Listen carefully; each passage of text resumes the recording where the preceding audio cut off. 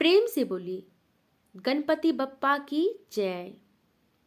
प्रथम पूजनीय भगवान गणेश को विघ्नहर्ता कहा जाता है। कहा जाता है कि भगवान गणेश का आशीर्वाद अत्यंत लाभदायक होता है।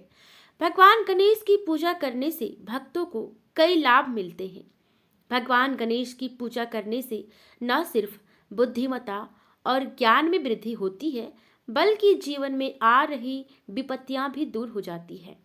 कहते हैं कि कुंडली में बुध दोष दूर करने के लिए बुधवार के दिन व्रत रखना चाहिए और व्रत रखने के दौरान बुधवार की ये कथा जरूर सुननी चाहिए। तो चलिए भक्ति भाव से हम श्रवण करते हैं बुधवार की ये कथा। पौराणिक कथा के अनुसार समतापुर नगर में मधुसूदन नाम का एक व्यक्ति रहता था। वह बहुत धनवान था।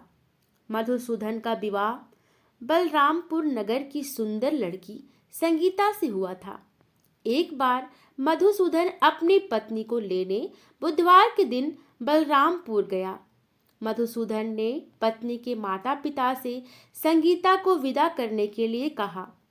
माता पिता बोले, बेटा आज बुधवार है, बुधवार को किसी भी शुभ कार्य के लिए यात्रा नहीं करते। लेकिन मधुसूदन नहीं माना। उसने ऐसी शुभ अशुभ बातों को न मानने की बात कही। दोनों ने बैलगाड़ी से यात्रा प्रारंभ की।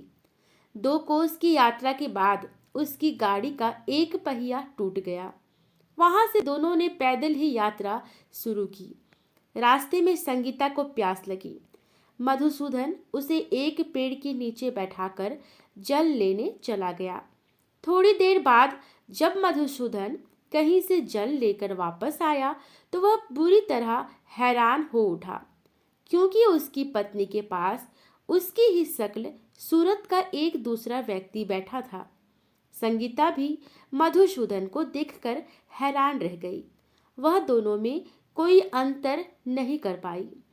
मधुसूदन ने उस व्यक्ति से पूछा, तुम कौन हो और मेरी पत्नी के पास क्यों बैठे हो? मधुसूदन की बात सुनकर उस व्यक्ति ने कहा, अरे भाई, ये मेरी पत्नी संगीता है। मैं अपनी पत्नी को ससुराल से विदा कर लाया हूँ।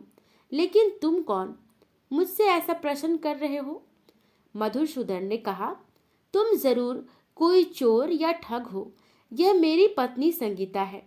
मैं इसे पेड़ के नीचे बैठाकर जल लेने गया था। इस पर उस व्यक्ति ने कहा, अरे भाई, झूठ तो तुम बोल रहे हो। संगीता को प्यास लगने पर जल लेने तो मैं गया था। मैंने तो जल लाकर अपनी पत्नी को पिला भी दिया है। अब तुम चुपचाप यहाँ से चलते बनो, नहीं तो किसी सिपाही को बुलाकर तुम्हें पकड़वा दूंगा। दोनों एक दूसरे से लड़ने लगे। उन्हें लड़ते देख बहुत से लोग वहां एकत्र हुए। नगर के कुछ सिपाही भी वहां आ गए। सिपाही उन दोनों को पकड़कर राजा के पास ले गए।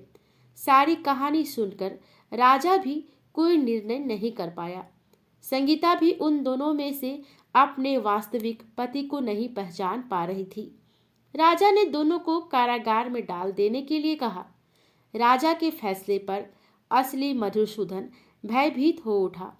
तभी आकाशवाणी हुई, मधुसूदन, तूने संगीता के माता पिता की बात नहीं मानी और बुधवार के दिन अपनी ससुराल से प्रस्थान किया।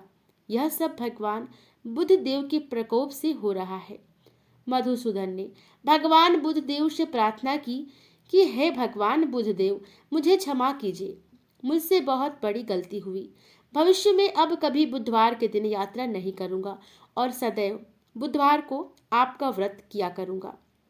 मधुसूदन के प्रार्थना करने से भगवान बुधदेव ने उसे क्षमा किया। तभी दूसरा व्यक्ति राजा के सामने से गायब हो गया। राजा और दूसरे लोग इस चमत्कार को देखकर हैरान हो गए। भगवान बुधदेव की इस अनुकंपा से राजा ने मधुसूदन और उसकी पत्नी को सम्मान पूर्वक विदा किया। कुछ दूर चलने पर रास्ते में उन्हें बैलगाड़ी मिला।